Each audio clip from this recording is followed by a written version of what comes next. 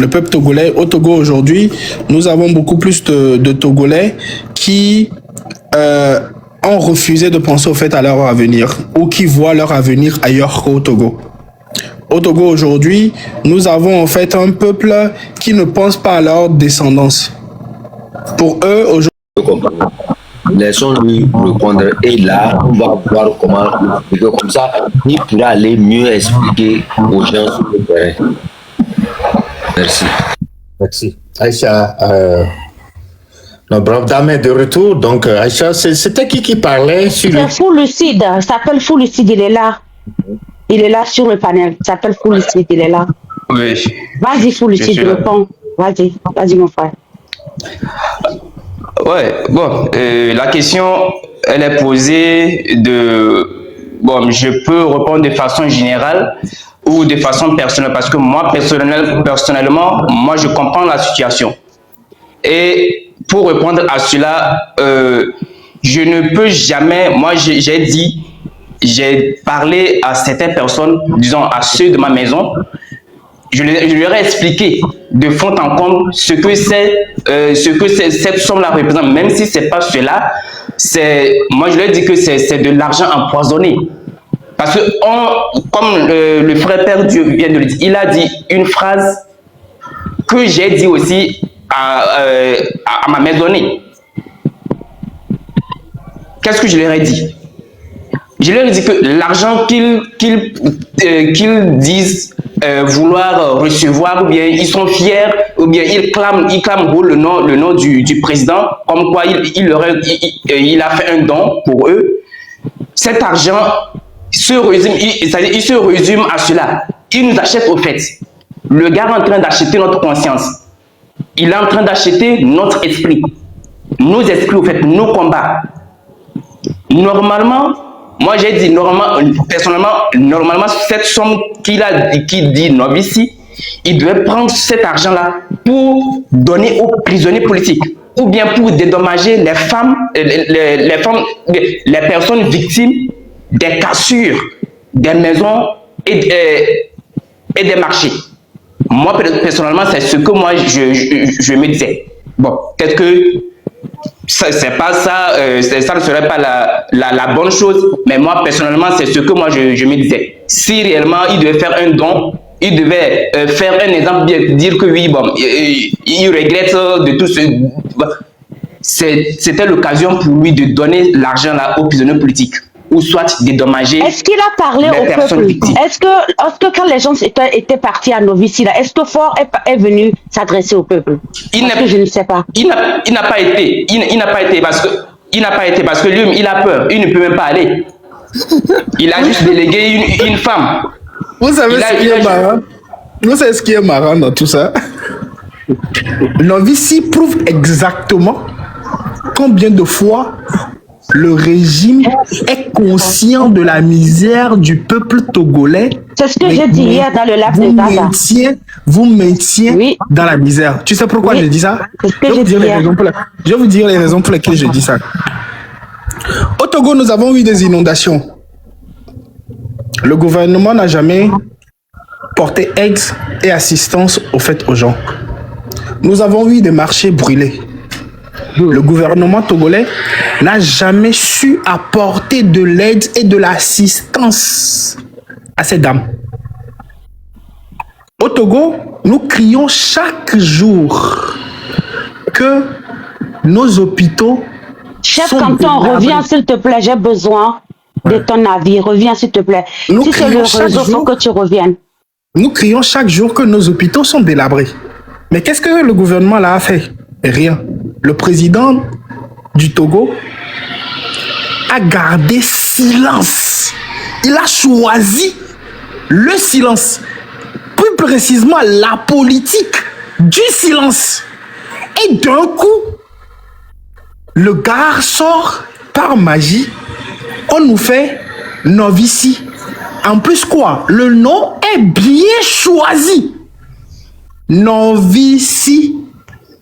le peuple, je sais ce que ça veut dire, le Novici, parce que je sais que Novici, c'est genre l'amour de son peuple, l'amour, c'est genre la fraternité, quoi. La fraternité, Ouais, voilà. Quoi, la fraternité. Voilà. Bon, où est la fraternité dans ça? Ils choisissent le mot, ils choisissent le nom parfait. Novici. Maintenant, pour le pauvre d'esprit, celui-là qui a faim, on lui dit, oh là, 5 000. Oh, le président a voté, ben là, on a mis 5 000. Lui, directement, il est content. Parce qu'il est conscient que la majorité du peuple n'arrive pas à manger. Il sait qu'il les a asservis. Donc quoi? La gouvernance de fort, la misère du peuple togolais est une politique bien choisie par ce régime. Comme chaque tyran La et chaque gouvernance dictateur. de Fort Nyansingbe est une politique bien choisie par ce régime qui est quoi? Affamer le peuple pour mieux le maintenir dans la servitude et diriger. Point. That's it. Donc, le peuple togolais, le reste, c'est encore dans la main du peuple togolais. C'est à toi de voir. Ma question, aussi une fois encore, à Fulucide, je veux savoir, est-ce que quand on est sur TikTok et qu'on parle, et qu'on conscientise, et qu'on parle aux gens au Togo, est-ce que les gens écoutent? Est-ce que tu penses que, comme tu l'as dit au début de ta parole, avant qu'on ne te corrige à propos de la peur, est-ce que tu penses que c'est seulement la peur qui maintient les gens qui n'arrivent pas à sortir, ou c'est autre chose? Qu'est-ce que toi, pour le site, tu es au Togo, tu sais ce qui se passe. Maintenant, dis-moi exactement, qu'est-ce qui empêche les Togolais de ne pas s'organiser entre eux? Pourquoi est-ce que le Togolais attend encore que le M66 lui donne la date, que qui que ce soit lui donne la date, malgré qu'elle est consciente de sa souffrance, elle est consciente de ce qu'elle vit chaque jour, elle est consciente que les femmes sont abattues, elle est consciente que les femmes sont emprisonnées, elle est consciente que rien ne va, rien ne marche, elle est consciente qu'on la pille du pire. Mais pourquoi est-ce qu'elle n'arrive pas à s'organiser de la façon dont elle s'est organisée pour sortir? Ok, pour Novici, pourquoi elle n'arrive pas à s'organiser pour au moins ne se laisser qu'aller chez un ministre et revendiquer ses droits, aller chez un préfet et revendiquer, même si c'est le chef du quartier. Pourquoi est-ce que les Togolais n'arrivent pas à faire rien de tout ça là? Explique-moi un peu, pardon, pour le site. D'accord, merci grande sœur. Je sais que c'est une grande responsabilité. Je sais que c'est une grande responsabilité de parler pour tout un peuple. Mais toi qui es à côté, au moins tu as des amis, tu les vois, tu vois d'autres personnes. Qu'est-ce qui empêche au Togolais lambda de prendre sa responsabilité et de revendiquer ses droits et de savoir qu'on est en train de la piller et de comprendre qu'on est en train de la maltraiter et de la comprendre que le Togo aussi l'appartient et de comprendre que toutes les richesses qui sont au Togo, c'est aussi à elle. Qu'est-ce qui empêche au Togolais lambda de comprendre cela en 2025? Ok, d'accord, merci. Je peux dire que les raisons sont multiples. Et ces raisons, parmi tant d'autres, je peux citer la peur. Plusieurs personnes, le lambda, le Togolais lambda a peur. Ça, il faut reconnaître. Je suis sur le terrain et je sais de quoi je parle.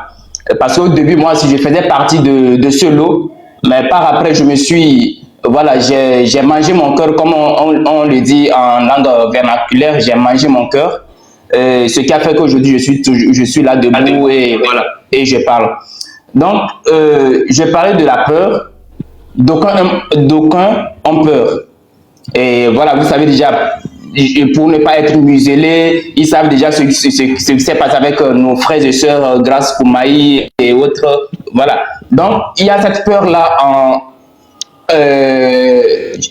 Donc, Fulucide, un instant. Donc, Fulucide, si je comprends bien, le fait que ce gouvernement a su réprimer Madame Yakade, réprimer Grace Koumaï, réprimer Amron, réprimer tout ce monde-là, a encore rendu le peuple, a encore fait en sorte que le peuple a peur, parce qu'ils ont vu de leurs propres yeux qu'il n'a pas eu peur d'enfermer sa femme, sa propre femme, il n'a pas eu peur d'enfermer une telle femme, donc ça fait en sorte que le peuple a vraiment peur. C'est ce que tu dis, c'est ça? Oui, c'est pour ça qu'il y a plusieurs raisons. Il y a la peur, mais pour d'autres, c'est juste la misère ou bien la lâcheté. Parce que moi, j'ai parlé de ça à une sœur, et c'est un petit témoignage que je vais partager brièvement. Elle m'a dit que moi, Marie, je ne trouve pas à manger. Est-ce que je ne trouve pas à manger? Est-ce que je ne travaille pas? Qu'est-ce qui me pousse à rentrer dans ce genre de politique? Qu'est-ce qui me pousse à faire des lives? Vous voyez déjà, donc cela veut dire qu'aujourd'hui, le Togolais, il s'en fout au fait. L'ignorance. Moi, j'ai dit que le Togolais aime la souffrance. Il est fier de sa misère. Il est fier de sa souffrance. Sinon, en temps normal, il devait se lever. Le peuple écoute. Le peuple écoute. Sincèrement parlant, le peuple écoute. Mais c'est ce silence dont moi-même aussi je me pose les mêmes questions. Qu'est-ce qui fait que le peuple ne veut pas sortir? Qu'est-ce qui leur pousse? On a plusieurs réponses. Aïcha. On a plusieurs réponses et la plupart des réponses qui me reviennent, moi qui suis sur le terrain, c'est la peur. Que j'ai pas vu on a arrêté tel, j'ai pas vu on a frappé tel, j'ai pas vu on a fait si tel. Voilà. Mais hormis cela, il y a cette lâcheté-là. Moi, je peux le dire ainsi. C'est cette lâcheté que le peuple togolais opte. Parce que quoi, il trouve, voilà, il arrive à aller au marché, vendre son pantalon et trouver 25 francs. C'est tout. Merci beaucoup. Je pense alors, est-ce que vous m'écoutez là? Oui, on t'écoute. Merci beaucoup, Fouloucide. Oui. J'ai compris tes réponses. Je pense que le père a une motion rapidement. Je vais donner la parole à... Non, moi, c'était juste pour lui ajouter quelque chose. Okay. Et moi, je ne pense pas que le peuple togolais a peur. Il a utilisé le mot exact. Le peuple togolais a choisi sa misère. Le peuple togolais est un regroupement de lâches. Le peuple togolais, au Togo aujourd'hui, nous avons beaucoup plus de Togolais qui ont refusé de penser au fait à leur avenir ou qui voient leur avenir ailleurs qu'au Togo.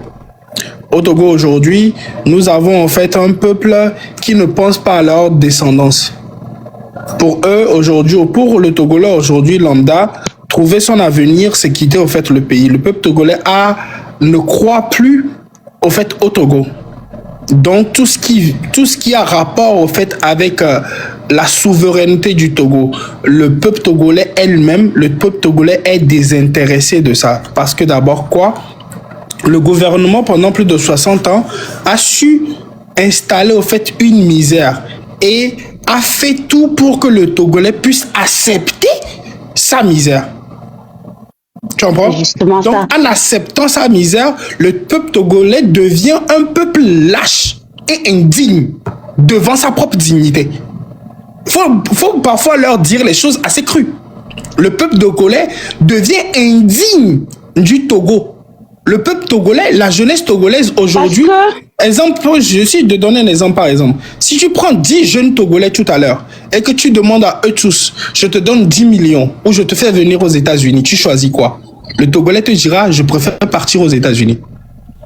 Tu comprends? Par contre, si tu prends par exemple 10 Ghanéens et que tu leur dis, je vous donne 10 millions, ou je t'amène au fait aux États-Unis, ils vont te dire, donne-moi 10 millions. Je vais rester dans mon pays. Parce qu'il sait que dans son pays, il peut fructifier son argent. Il sait que dans son pays, les 10 millions peuvent le faire devenir quelqu'un. Mais aujourd'hui, à 20 millions, à 30 millions, à 50 millions dans la main du Togolais, il n'a pas envie de rester, il a envie de partir. Tu comprends? Donc maintenant, ce que le peuple togolais doit savoir, c'est que son silence trahit sa propre personne.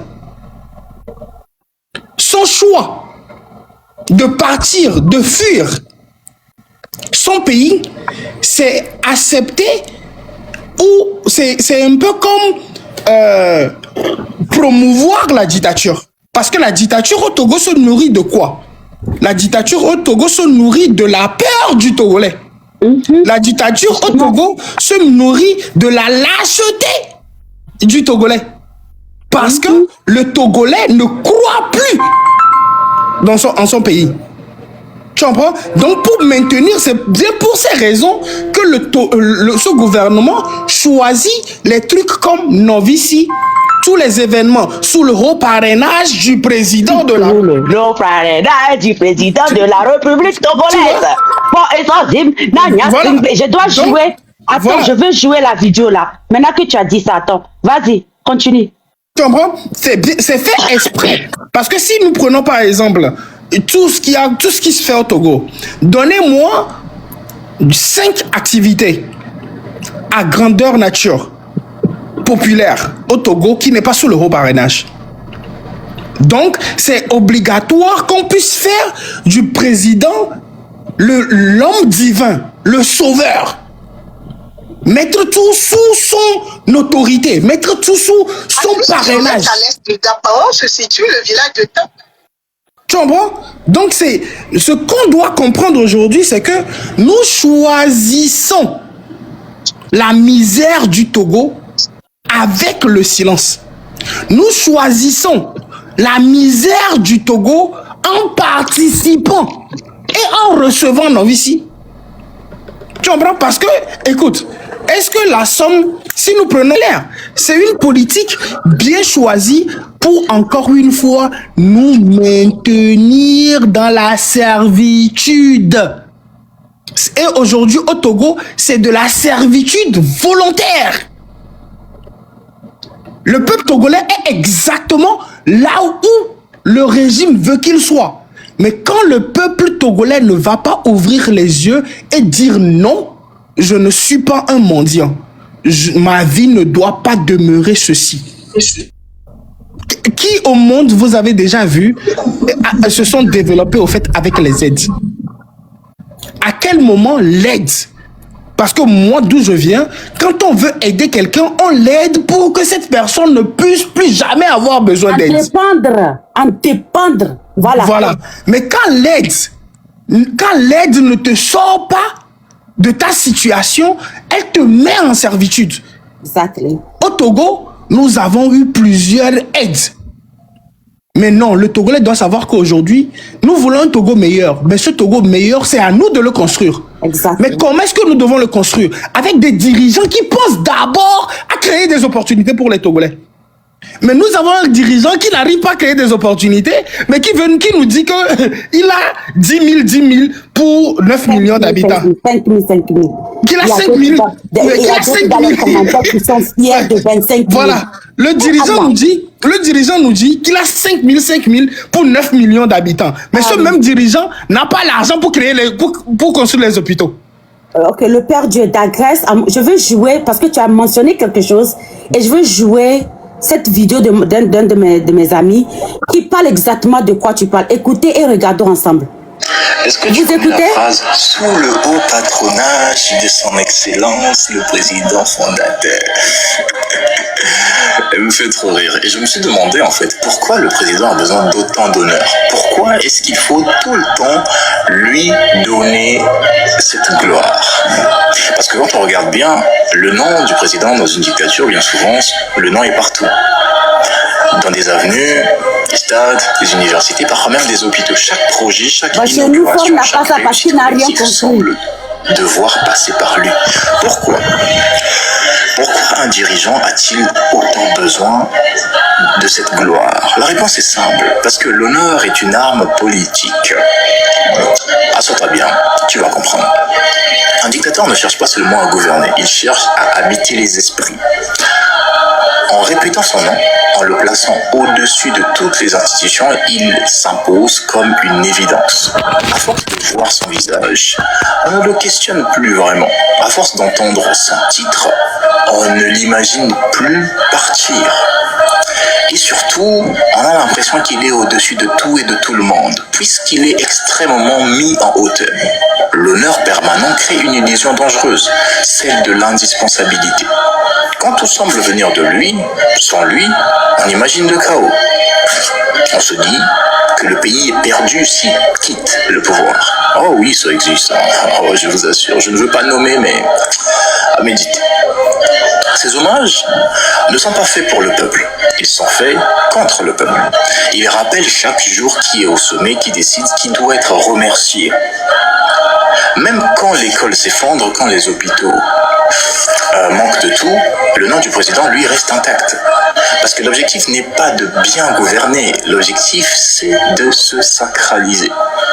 Ok? Je vous avais fait une vidéo dans laquelle je vous disais qu'il fallait devenir un dieu vivant. Dans une démocratie saine, les institutions sont plus grandes que les hommes. Dans une dictature, l'homme devient plus grand que les institutions. On ne parle plus d'État, on parle du président. Parce qu'à lui tout seul, il incarne l'État. Et comme le disait un certain roi français, je suis l'État. On ne parle plus de loi, on ne parle plus de volonté, on ne parle plus de citoyenneté, on parle de loyauté. Et plus un dirigeant est honoré, moins il est contestable. Parce que contester devient un sacrilège. Vous avez divinisé votre président. Alors on construit des statues, on renomme les rues, on multiplie les titres.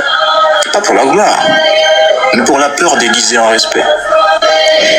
Un dictateur a besoin d'être honoré parce qu'au fond, il sait que son pouvoir est fragile. Et plus un pouvoir est fragile, plus il exige des marques de grandeur. L'histoire est claire. Les dirigeants, réellement légitimes, n'ont jamais eu besoin qu'on les appelle par des titres honorifiques. Ils n'ont jamais eu besoin d'avoir leur nom dans toutes les rues. Et quand un homme exige d'être honoré partout, ce n'est pas parce qu'il est grand, c'est parce qu'il a peur qu'un jour le peuple réalise qu'il est très petit et insignifiant. À méditer. Ne me jugez pas si vous me voyez. Ne me jetez pas la pierre. Voyez-moi comme un petit frère. Vous voyez? Le Père Dieu, tu as vu, non? Ouais. Tu as compris ce que tu disais. C'est exactement ce que font les choses Nanya. Pour Lucide, tu as vu? Pour Lucide, tu as compris, tu as vu la vidéo? Tu as compris la vidéo un peu? Ouais. C'est Oui. exactement ce que font les choses Je suis ami sur son compte. Voilà, c'est exactement ce que font les choses Nanya en train de nous faire au Togo. Ça dit que il faut sortir tout ce peuple-là. En 2025, où on peut faire des transferts directs sur les téléphones des gens, il faut les humilier, il faut les faire sortir pour dire que oui, c'est moi le Père Noël qui doit donner l'argent, je vais faire nos vies. Il faut que mon nom soit gravé dans leur tête. Je vais leur donner des miettes, il faut qu'ils viennent s'arrêter de 4 h du matin à l'heure qu'ils sont venus remettre leurs miettes là. Aïcha, Oui, vas-y, tonton Kalas. quand des actions se passent ou bien se posent, il faut voir le temps et l'espace. Le temps, surtout, demeure un élément crucial dans la vie Merci politique, beaucoup. dans la vie politique d'une nation. Le temps et l'espace. Faure Gnassingbé a vu l'ampleur que prend M66. Ça, c'est dans l'espace. Le temps, nous sommes dans les moments festifs. Dans les moments festifs, les moments de fête, et fallait faire ce geste. Donc le temps et l'espace sont des éléments cruciaux dans l'analyse de ces gestes. Donc ça ne veut pas dire que en janvier, Faure Gnassingbé va donner de l'argent. Imaginez, moi je vous le dis, d'ici très peu, dans une semaine, il va augmenter l'argent des militaires et des corps habillés. C'est une question de temps et d'espace. Et pourquoi il fait ça? Pour garder le pouvoir. Vous voyez? Donc, la situation qui est là, c'est au peuple togolais lui-même de pouvoir changer de veste. On parle tout à l'heure de la famine. J'ai dit ici comment Faure Gnassingbé a pu quand même, comment l'appelle-t-on, brûler les marchés publics et faire sortir des gens de leur maison dans lesquelles ils habitent des décennies. Ils ont des méthodes d'asservissement. Je pense que Père Dieu l'a dit ici. D'abord, la famine, quand on prend la famine, par exemple, c'est l'une des tactiques d'asservissement les plus anciennes. Les Romains en ont utilisé. Ouais, en 146 avant Jésus-Christ, Les Romains ont pu détruire Carthage par la famine, par cette tactique de famine. Donc, aujourd'hui, pour échapper à cette situation précaire, il faut que nous arrivions à rétablir la dignité d'abord du Togolais. Et c'est-à-dire notre propre dignité. Il nous faut notre souveraineté et le choix aujourd'hui qui est nôtre. Nous devons être en mesure de choisir entre la restauration, le respect de notre dignité ou opter d'obéir à Faure Gnassingbé et sa bande et mourir de faim.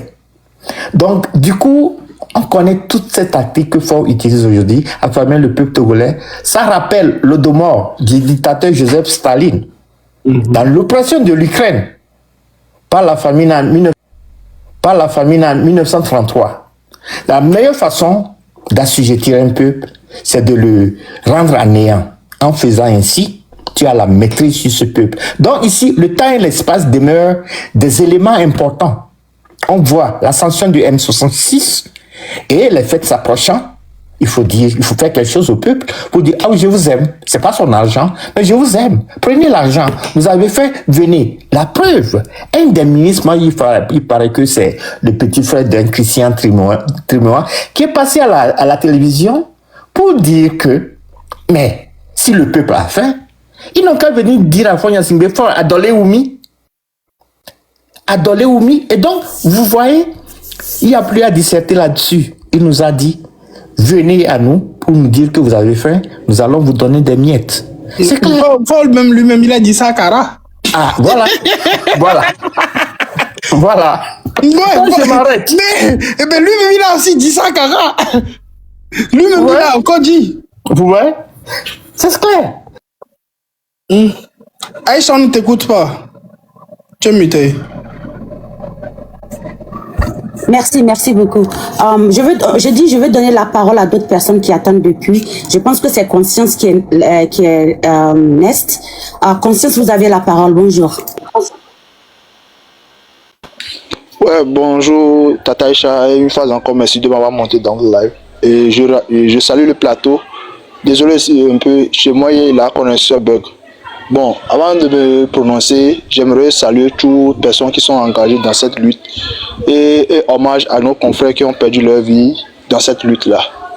Bon, à chaque fois que moi je monte dans vos lèvres et dans divers lèvres, moi mon slogan est que la manière dont nous tous nous sommes unis, y compris vous-même les diasporas, la manière dont vous avez commencé la lutte dans l'unanimité, que cette unanimité soit scrollée dans la norme jusqu'à ce qu'on atteigne notre objectif. Quels qu'en soient les aléas, les critiques, les querelles, il faut que nous devons garder l'unanimité. Puisque si nous sommes divisés, l'ennemi peut nous infiltrer. Ça, c'est à part. Secondo, nous tous, nous devons compris dans notre tête que cette lutte-là, nous devons prendre ça en trois aspects. Premièrement, l'aspect physique, l'aspect mental et l'aspect métaphysique. Autrement dit, côté spiritualité. Nous qui sommes sur le terrain, bon, nous, à chaque fois, on voit la réalité. Et moi, souvent, si je monte dans les lèvres, ce que moi j'ai à dire à nos confrères, y compris nous-mêmes qui sont au pays, nous-mêmes, on voit la réalité, ce qui se passe au pays. À vrai dire, les choses ne sont pas comme elles étaient en tant que citoyen. Et à plus force, je suis étudiant. Et bon, si tu vois certaines choses, c'est un peu déplorable. Et concernant le truc, concernant ce qui s'est passé le jeudi passé pour les aides aux personnes vulnérables, là, tout ça, là, nous devons faire une lecture dans ça. Si après 20 ans, et le gouvernement sortit une question en disant qu'il va aider 700 000 ménages, y compris une somme de 25 000. Donc, ils vont, même ces 25 000 là, c'est pas pour nous-mêmes, c'est la Banque mondiale qui nous a aidés. Autrement dit, après tout là, ils vont augmenter les tasses de péage et autres là pour rembourser l'argent. Donc, nous devons faire une petite lecture dans ça que depuis 20 ans, nous, notre pays, nos gouvernements, eux n'ont même pas une économie pour nous s'en sortir la population de la souffrance. Ils devaient emprunter de l'argent quelque part avant de nous faire toutes ces choses-là. Secondo, ceux qui sont nos adversaires comme le gouvernement, eux aussi ils sont des stratèges. À chaque fois que vous faites vos lèvres, ils vous suivent à la lettre. Ils savent qu'à un moment donné là, votre sensibilisation, vos lèvres là, ça fait que la population, sa faute d'adrénaline, ça monte. Il y a un éveil de conscience qui s'anime au sein de la population, au sein du pays. Donc, eux, ils ne dorment pas. Eux, ils font des stratégies à ce qu'ils vont nous distraire. C'est la raison pour laquelle ils ont créé ce système-là, pour rabaisser un peu la tension au pays. Puisque depuis le 6 juin, là, actuellement au pays là, c'est comme si ça ne se fait pas voir. Mais si tu fais un peu la communication à d'autres personnes là, dans leur langage, dans leurs propos, tu vas sentir que il y a quelque chose. Mais c'est seulement qu'il attend quelque chose va déclencher le truc là, puis paf. Je ne sais pas si vous me... Non, on te comprend parfaitement. Donc, eux-mêmes, ils savent que la lutte que les diasporas prennent sur nous, les Togolais, la lutte, n'en parlons plus quoi. À un niveau donné, là, c'est comme si l'adrénaline, ça s'est élevé de sorte que à Djem Dabak Mao. Donc, eux aussi, ils ont mis des dispositions, des...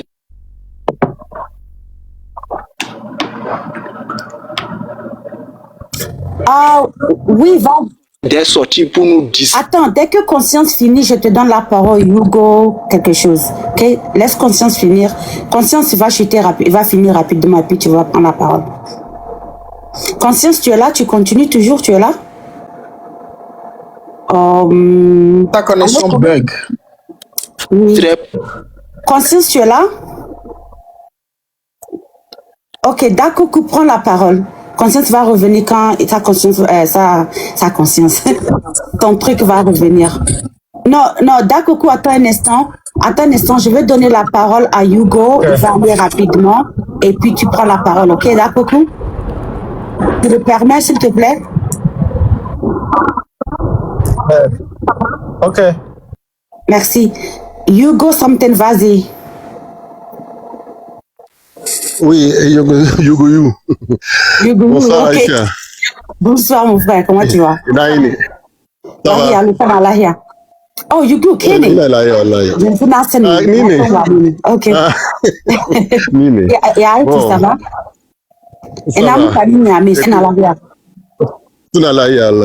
Ok. Vas-y. Bon. Écoutez, moi, je vais vous dire quelque chose qui va peut-être vous surprendre, mais qui va peut-être sur lequel peut-être on n'est pas d'accord et qui effectivement fait la lenteur de cette histoire. Quand cette lutte a commencé, quand Amoron a commencé, et même avant, quand la Légion des Marc Ndang ont commencé à sensibiliser la jeunesse togolaise, il y avait une foule de jeunes. Les jeunes étaient en courroux parce qu'on les a sensibilisés sur beaucoup de choses qui les révoltent. Et je veux dire aujourd'hui, si jusqu'alors, on est en train de bavarder ici, moi j'appelle ça du bavardage, c'est tout simplement, ça c'est l'échec de nous-mêmes, la diaspora. C'est notre échec, parce que nous avons passé le temps à vouloir penser qu'on va agir, qu'on va faire comme les Occidentaux, et voilà les conséquences.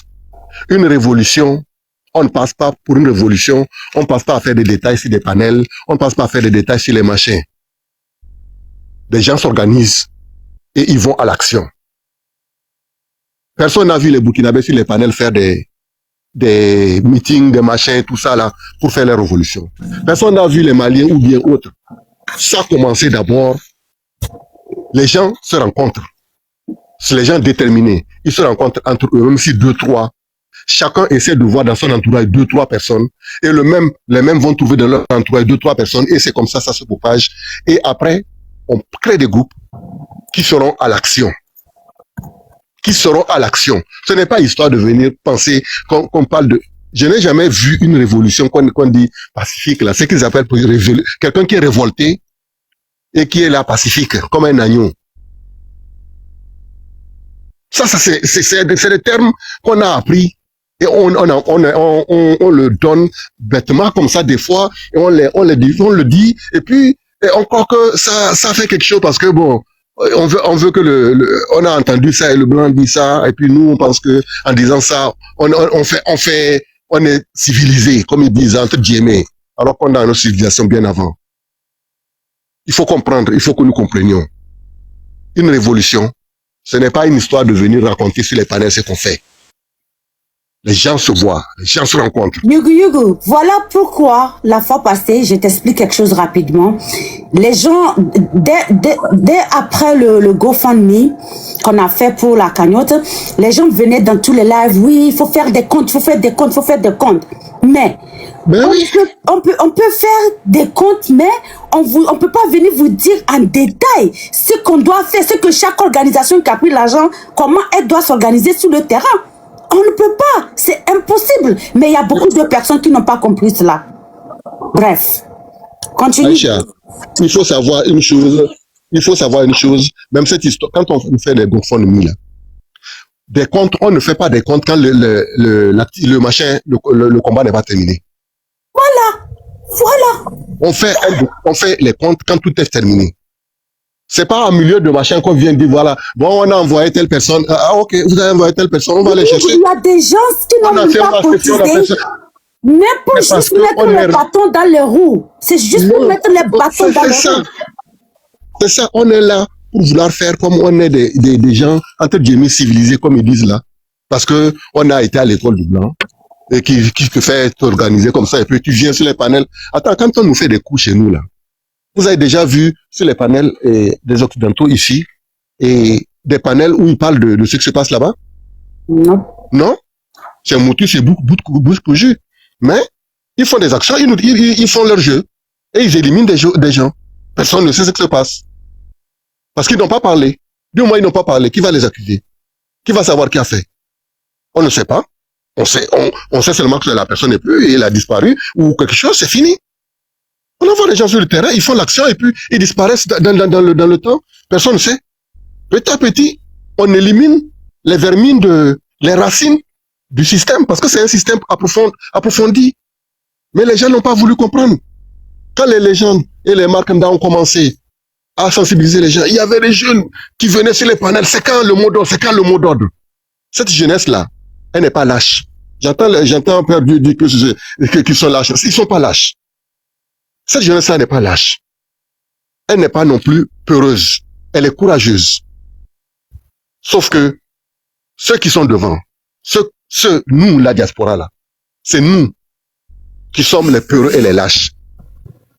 C'est nous qui sommes les peureux et les lâches. Parce qu'on a même peur de dire que les gens doivent se révolter et sortir et casser tout. On a peur de le dire. On dit, ah non, on ne peut pas dire ça sur les panels, les machins pacifiques. Eh bien, ça veut dire que toi-même, tu as peur de dire. Parler seulement. Tu as peur et puis tu envoies l'autre, tu lui dis de sortir lui. Et tu veux qu'il soit plus courageux que toi. Qui a peur de dire seulement, ton petit frère, tu veux l'envoyer, aller faire une casse. Et tu lui dis non. Et écoute, quand tu sors là, une seconde, j'arrive. Tu lui dis, quand tu sors, il faut rien casser. Hein. Il faut seulement montrer que tu es fâché, que tu es énervé. Il sort dehors, on le tape bien, il pleure, il revient.